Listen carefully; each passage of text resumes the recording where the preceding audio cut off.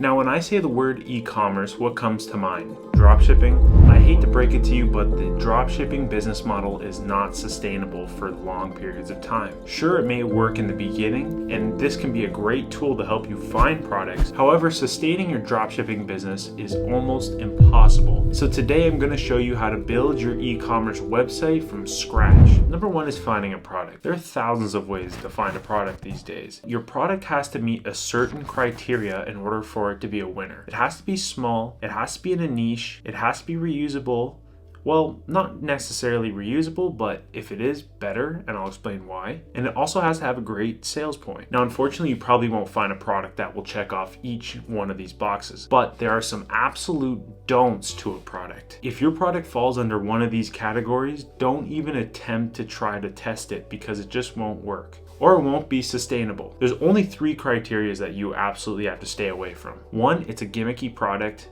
2, it's a seasonable product. And 3, it's far too oversaturated. Now, you're probably wondering how to find your products. Well, there are thousands of different ways to find products, but my favorites are Amazon's mover and shakers, TikTok, Instagram, Facebook ads also show you some different cool things, and Google Keyword Planner. Now let's use idea number 1. Let's go to TikTok and try to find a product. So what you're gonna wanna do once you're in TikTok is hit the search icon and start looking at Amazon finds. So now you want to keep scrolling and find a video that's not super saturated. I mean, it's very hard to find since they all have, like, this one has 2.7 million, 2.6 million.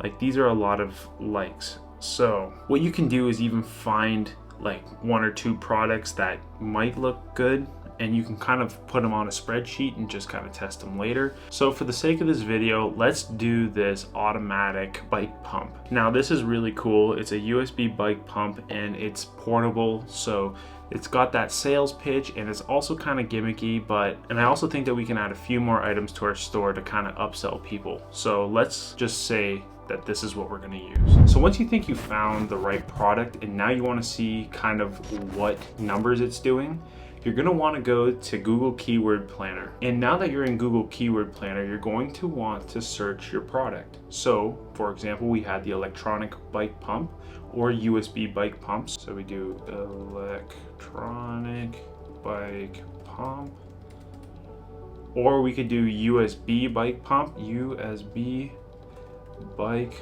pump. So this under here is the United States, since that's where we're going to be selling it, or you can click it and put in whatever location that you're going to be selling in. I might also sell in Canada as well, so we got Canada and the United States. So once you have the location and the product in the Google keyword search, just go ahead and hit get results. And there we go. So we see we got electronic bike pump gets 1,600 average monthly searches, which isn't bad, but the competition is high, so that is something to be aware of. The USB bike pump gets 40, so personally I wouldn't try to test this product, or I would try to test it with a low budget or even organic TikToks just to kind of see how it does, because you never know. It's worth a shot, and it's small, portable, and electronic, so that's nice. So you see you got bike pump electric. So these are all the, you can kind of scroll through, see what kind of keywords catch your eye and whatnot, but there's not very many keywords for it to rank for. So if you see here, year over year change, so there's a 25% increase in this specific keyword, which is great. So there might be some hope for this product. So you can also do a Google Trends search as well to see the trend line of that product and see maybe it's trending up, and that could also be another indicator that that product is ready to go. Number 3 is starting your store. Once you've found and validated your product, it's now time to build a store around it. So there's many of different places that you can go. There's Wix, Shopify, WooCommerce, but I always love Shopify. And now with AI, you can use Web 10 or 10 Web, and this will actually build the site for you using AI. It'll basically fill in all like the keywords and all that kind of stuff, and all you have to do is put in the products. And that's hosted with with WooCommerce, but that's completely up to you if you want to spend a little extra money and get an AI to build it for you. But for the sake of the video, we're going to use Shopify, which I would also like to say that I have a link in the description that will allow you to use Shopify for $1 a month for 3 months. So it only costs you $3 to start this. Now it's time to get started in Shopify. So what you're going to want to do is sign up at the link below. So then you're going to be taken to the Shopify dashboard, and this is where you can see your weekly, daily, monthly, yearly sales, and you can also build your Shopify store through here. If we just navigate over to online store, this is where your store is going to be located.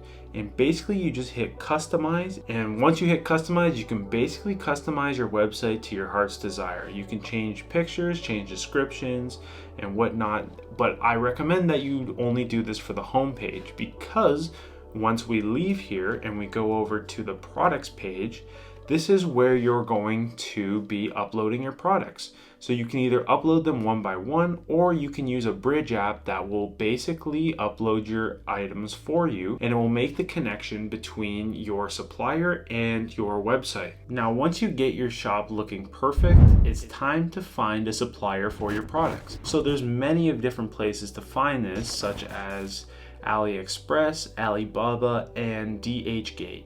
So there's many of apps that will actually integrate these platforms into your shop, so you don't have to basically manually type in everybody's information. It would just be one smooth integration, and you just hit fulfill and that's it. So now when you're looking for a supplier, there's only 3 things that you want to look at. You want to look at the number of orders, reviews, and on-time delivery. Let me show you what I'm talking about. So now this is AliExpress. AliExpress is basically where you're going to find the bulk of these items. Once you get here, you want to type in USB pump. So now here's the exact pump, and so it's showing that there's 91 of these that have sold, and this is for the last 30 days. Also, it has 34 reviews, which is not too bad. I mean, it's not too great, but considering it's not Amazon, that's very good. It's got a 4.5 rating. So let's actually look at these reviews just to make sure. The pump came broken, you can't change a battery, so it didn't turn on. I got a refund after 10 days. Well packed, blah, blah, blah. Yeah, so I mean, there is a little bit of bad reviews that are hidden as good reviews, so you also have to look at that. Next, what we're gonna wanna look at is this delivery section. So it says delivery by September 28th. Now, see, the best part about this product is that it's free shipping and it's on-time guarantee with tracking available. You're going to want to make sure that tracking is available for every product that you sell. If not, you're going to get a backlog of customer support emails. Now, people are going to be asking, where's my tracking number? This is fake, blah, blah, blah. Then you get chargebacks.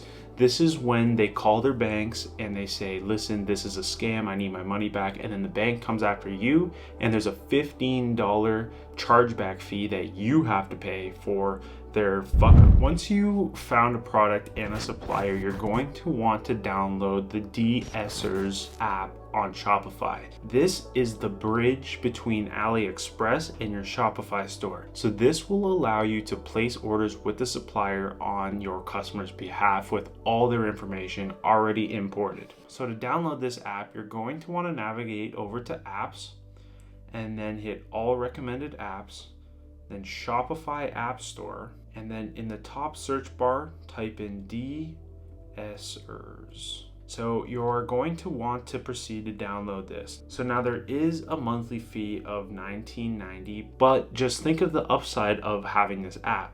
You don't spend thousands of hours typing in people's information. It just automatically puts it in for you. Now it is time to market your product. I want you to sit and think about who your target audience would be. Are they old? Are they young? Are they on Instagram? Are they on TikTok? Are they on YouTube? Get right down to the nitty-gritty of who your customer is and make decisions based off of that. I generally find that Facebook and Pinterest tend to be an older crowd. Facebook's more of a social setting, whereas a Pinterest is more of a DIY setting. So if your product is with home improvement or do it yourself or whatever it is, that's basically where you want to be, is Pinterest. Now, if it's Facebook and it's more of a gimmicky sort of product and you want to grab someone's attention quick, then Facebook is where you want to be.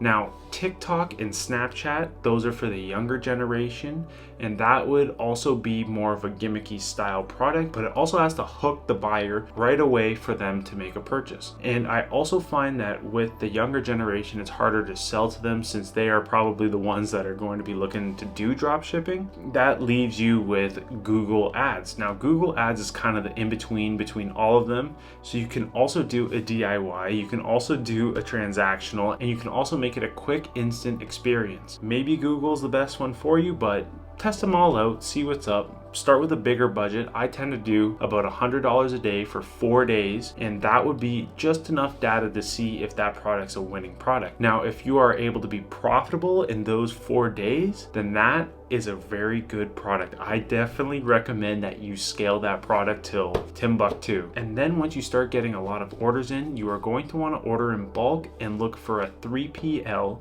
a third-party logistics company, to house your product for you and ship it out on your behalf. Thank you guys for watching. Like, comment, subscribe, all that good stuff, and I'll see you guys in the next video.